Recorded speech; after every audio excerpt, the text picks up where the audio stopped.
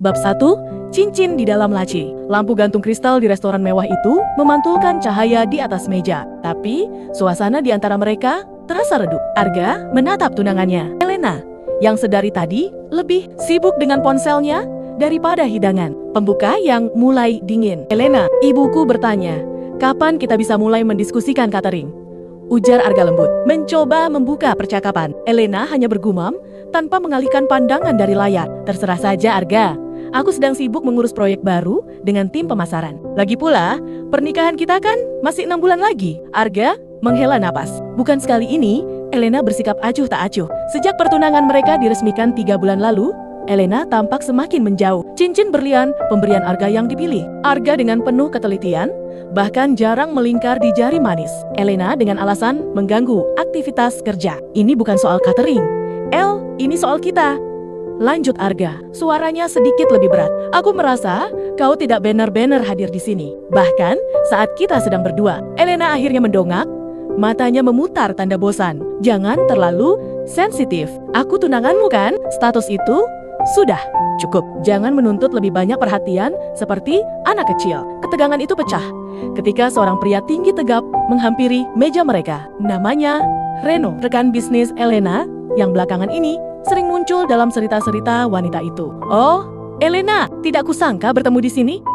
Sapa Reno dengan senyum lebar. Seketika, ekspresi Elena berubah. Wajah yang tadinya kaku dan dingin saat berbicara dengan Arga, kini berubah menjadi cerah dan penuh tawa. Ia bahkan tidak ragu untuk berbincang akrab dengan Reno selama hampir 10 menit. Sementara Arga duduk membisu seperti hiasan meja yang tak terlihat. Malam itu, setelah mengantar Elena pulang, Arga menemukan sesuatu yang menghancurkan hatinya. Saat Elena turun dari mobil dan tanpa sengaja menjatuhkan tas kecilnya, sebuah kotak perhiasan kecil menggelinding keluar. Arga memungutnya dan membukanya. Itu adalah cincin pertunangan mereka. Bukan tertinggal karena lupa, tapi sengaja disembunyikan di bagian terdalam tas. Kenapa tidak kau pakai? Tanya Arga lirih. Elena menyambar kotak itu dengan kasar. Aku hanya tidak ingin orang-orang di kantor, termasuk Reno, menganggapku tidak profesional karena terlalu fokus pada urusan pribadi. Lagi pula, ini hanya simbol. Arga, tidak perlu dibesar-besarkan. Elena masuk ke dalam rumah tanpa menoleh lagi. Arga berdiri di depan mobilnya, menatap jendela kamar Elena yang gelap. Ia mulai menyadari bahwa bagi Elena, pertunangan ini bukanlah sebuah janji suci, melainkan sekadar status cadangan yang bisa dilepas pasang kapan saja. Bab 2. Batas yang terlewati. Seminggu telah berlalu sejak insiden cincin di dalam tas.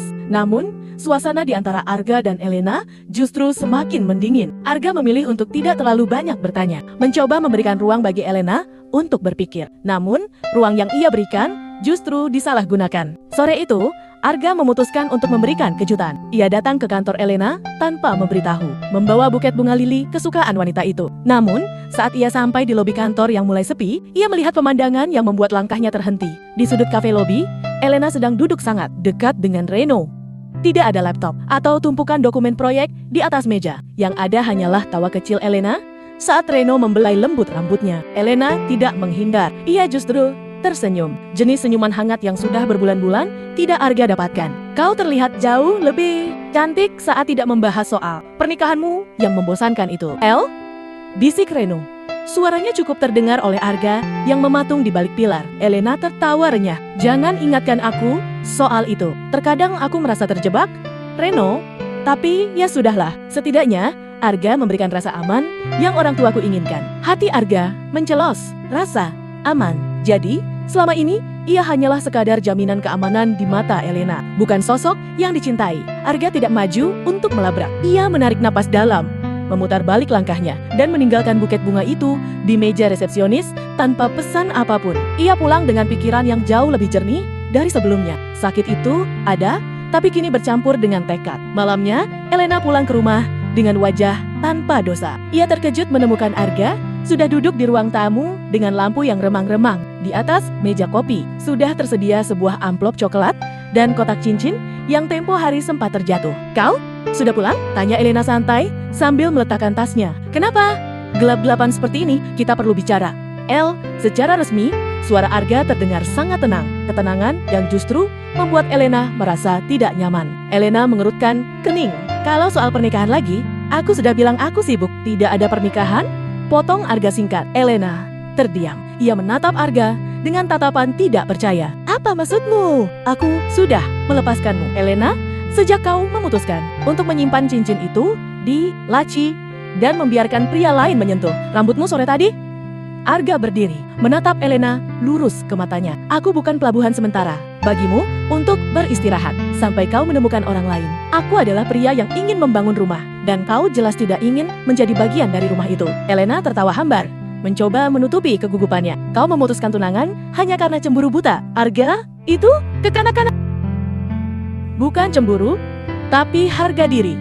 Jawab Arga tenang. Ambil semua ini.